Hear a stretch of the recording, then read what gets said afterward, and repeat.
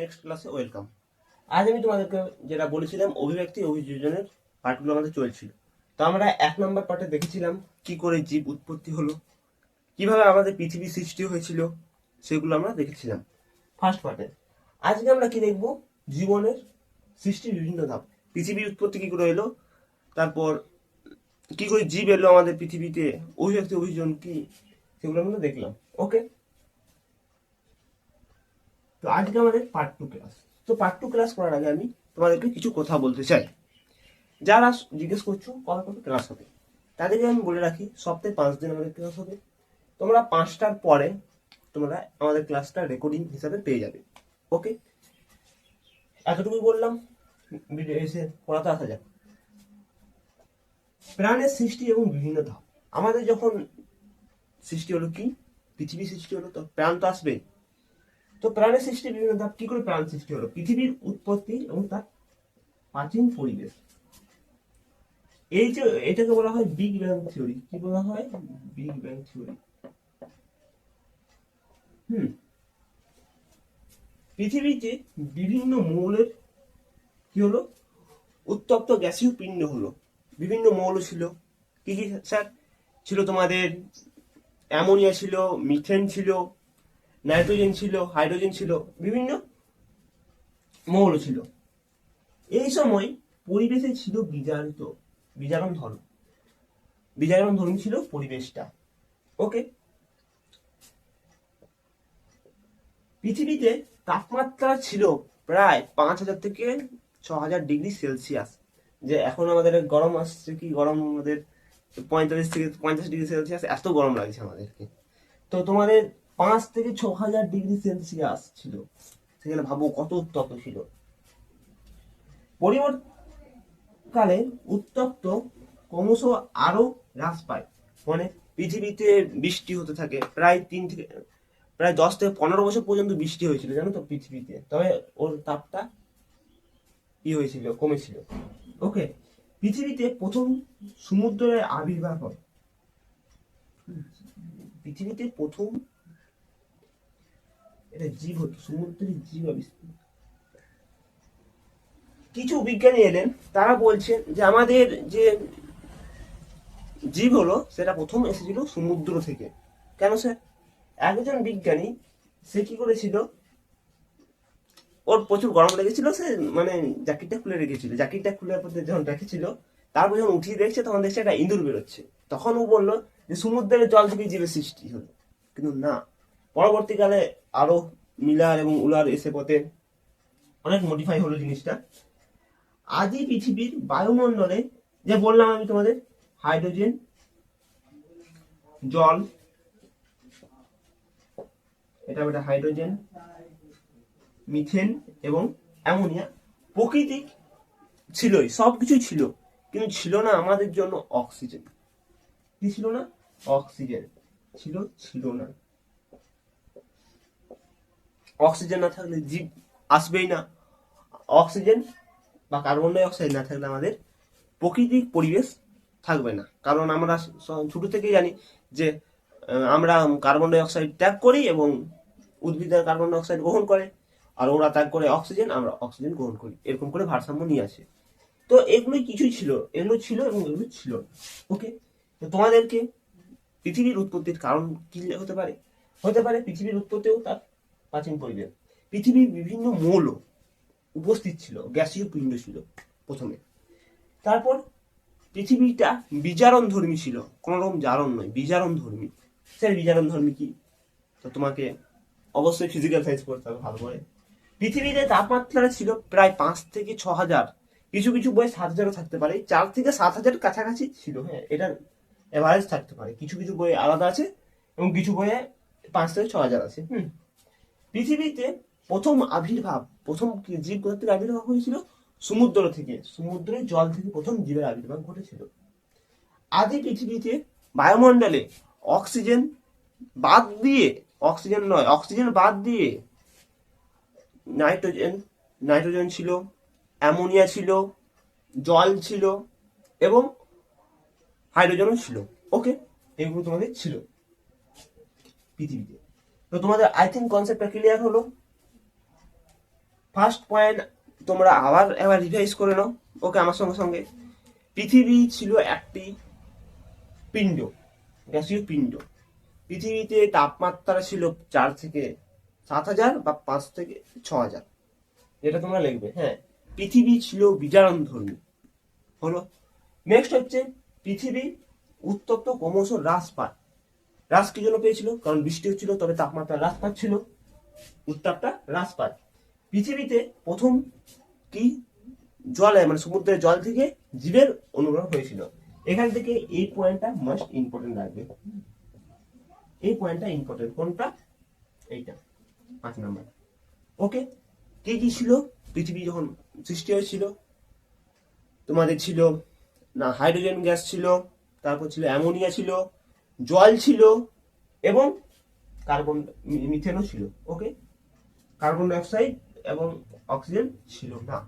ওকে, এই স্লাইডে তোমাদের সম্পূর্ণ ক্লিয়ার। আমরা যেটা পড়বো সেটা হচ্ছে পৃথিবী তো উৎপত্তি হলো। পৃথিবী উৎপত্তি হয়ে গেল।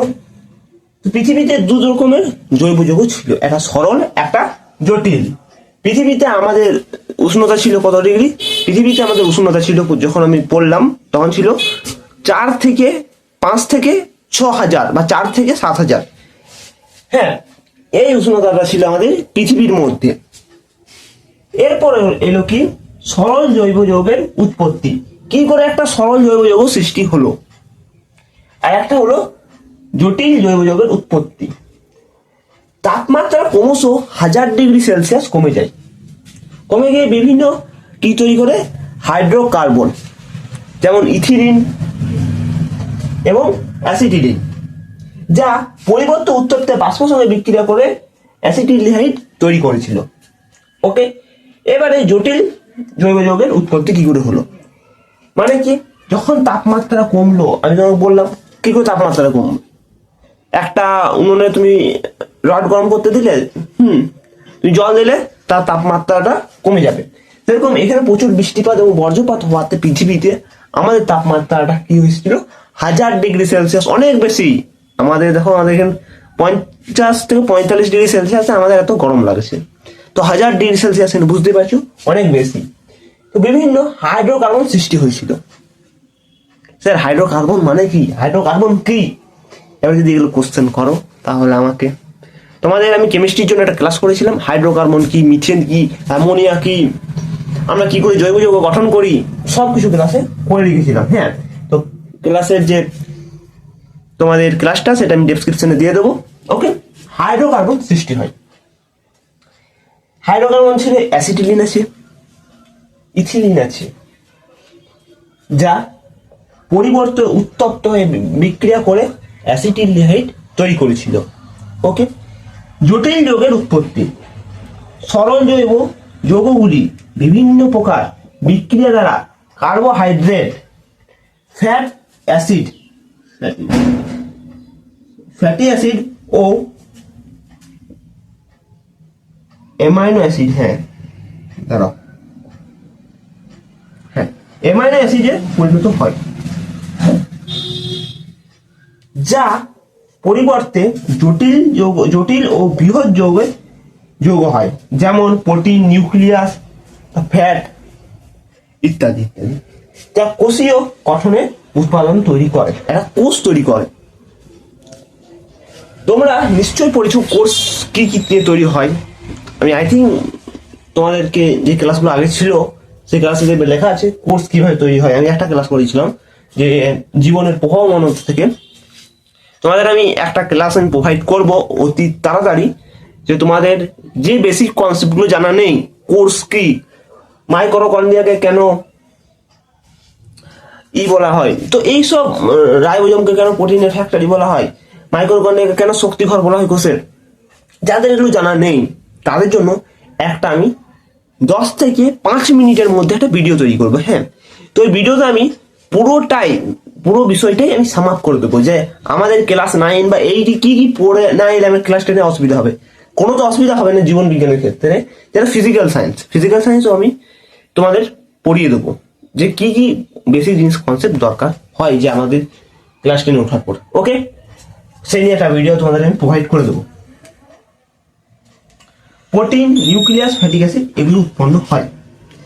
এবারে আমাদের এখানের মধ্যে কোনো কোশ্চেন আসবে না, স্যার তাহলে পড়ালেন কেন? কোনো কোশ্চেনই আসবে না, তোমাদের শুধু কনসেপ্ট।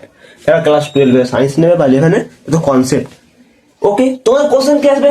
হট ডারউইন স্যুপ কি? কোশ্চেন আসবে, এই কোশ্চেনটা আসবে না। হট ডারউইন স্যুপ কি? হট ডারউইন কে তৈরি করেছিল? হট ডারউইন স্যুপের যে মতবাদ কে দিয়েছিল? হ্যালডেন। আমি তোমাদেরকে বলেছিলাম হ্যালডেন হট ডারউইন স্যুপের মতবাদ দিয়েছিল। এইসব জৈব যৌগগুলি পরিবর্তন সমুদ্রের জলে মিশে উত্তপ্ত লঘু তরল হিসেবে অবস্থান করে, তাদেরকে বলা হয় হট ডারউইন স্যুপ। স্যার আমার পরীক্ষা এসেছিল গরম তরল স্যুপ কি, আমি আসিনি করে। তো এটাকে বলা হয় হট ডারউইন স্যুপকে গরম তরল স্যুপ। এবার স্যার আপনি কেন হট ডারউইন স্যুপ লিখলেন? কারণ 99% এই কোশ্চেনটা দেবে হট ডারউইন স্যুপ কি বা হট ডারউইন স্যুপ কি, গরম তরল স্যুপ দেবে না। ওকে, এটাকে আরেক নাম হচ্ছে গরম তরল স্যুপ। ওকে, এটা কি করে তৈরি হইলো? একটা জৈব যৌগ ছিল। সেই জৈব যৌগ কোনগুলো? যেমন তুমি ভাবতে পারো ইথিলিন, একটা ইথিলিন বা জৈব যৌগ।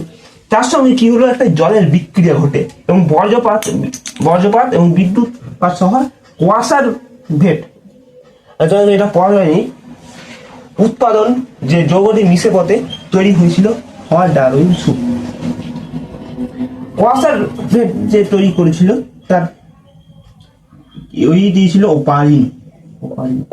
তোমাদের সেদিন আমি পড়ালাম 1 নম্বর ক্লাসে যে হট ডারউইন স্যুপ হ্যালডেন দিয়েছিল এবং ওপারিন দিয়েছিল কুয়াশার ভেটটা।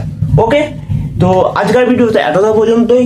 তোমাদের যদি সুপার ফাস্ট রিভিশন ক্লাস লাগে, মানে স্যার কি, তোমাদের আমি পুরো বংশগতি চ্যাপ্টারটা এখন করাচ্ছি না, তোমাদের আমি 2টো চ্যাপ্টার আই থিঙ্ক করিয়ে দেবো। যেটা ছিল জীবনের প্রভাবনা ছিল, আর 1 নম্বর চ্যাপ্টারটা। 2টো চ্যাপ্টার আছে, ওই 2টো চ্যাপ্টার আমি 10 মিনিট করে 20 মিনিটের ভিডিও দেবো, বেশিক্ষণ নেই, মাত্র 20 মিনিট। অনায়াসে টাইম পাওয়া যাবে, কারণ তোমাদের 24 ঘন্টার মধ্যে। তো ওই 2টো ভিডিও তোমরা দেখে আসবে। আমি তোমাদেরকে ভিডিওটা অবশ্যই আজ রবিবার এবং সোমবার এবং মঙ্গলবারের মধ্যে এই 2টো ভিডিও তোমাদেরকে আমি প্রোভাইড করে দেবো। কি পড়বে, গুরুত্বপূর্ণ কি সেটা বলে দেবো। তাহলে তোমাদের যা পড়ালাম সেখান থেকে তোমরা কি পড়বে হট ডারউইন স্যুপ কি। আগের দিন যেটা পড়াবো সেখান থেকে পড়বে কুয়াশার ভেট কি, কুয়াশার ভেট কে প্রবর্তন করেছিলেন এবং হট ডারউইন স্যুপ কে প্রবর্তন করেছিলেন। এই সবগুলো তোমরা রিডিং করে রাখতে পারো, পরীক্ষায় কোনো আসবে না। ওকে, মাধ্যমিক পরীক্ষা তো আসবেই না এইসব। হ্যাঁ, এবং মনে রাখবে পৃথিবী যখন আমাদের উৎপত্তি হয়েছিল তার সেলসিয়াস ছিল কত? 5000 থেকে 6000 সেলসিয়াস, যেটা এভারেজ, ওটা মনে রাখবে, 5 থেকে 6000 সেলসিয়াস। ওকে, তোমাদের তারপর মনে রাখবে যে আমাদের জীব প্রথম কোথা থেকে উৎপত্তি হয়েছিল? সমুদ্রের জল থেকে আমাদের প্রথম জীব তৈরি হয়েছিল। ওকে, তাহলে আজকের ভিডিও এতটা পর্যন্তই। নেক্সট ভিডিওতে আবারও তোমার সঙ্গে দেখা হচ্ছে তোমাদের সঙ্গে। অবশ্যই চ্যানেলকে সাবস্ক্রাইব এবং ভিডিওটাকে একটা করে লাইক করে দিও। আর নেক্সট দিন তোমরা যেটা বই থেকে পড়ে আসবে সেটা হচ্ছে কুয়াশার ভেটটা ভালো করে পড়ে আসবে, তাহলে আর একটু বুঝতে সুবিধা হবে। তোমরা ভাবছে আজকে স্যার রিডিং পড়ে চলে গেল, তা কোনো নেই। যেগুলো বোঝাবা সেটা বুঝিয়ে দিলাম, কুয়াশার ভেটটা আগামী দিন তোমাদেরকে বুঝিয়ে দেবো। ওকে, তখন বাই বাই।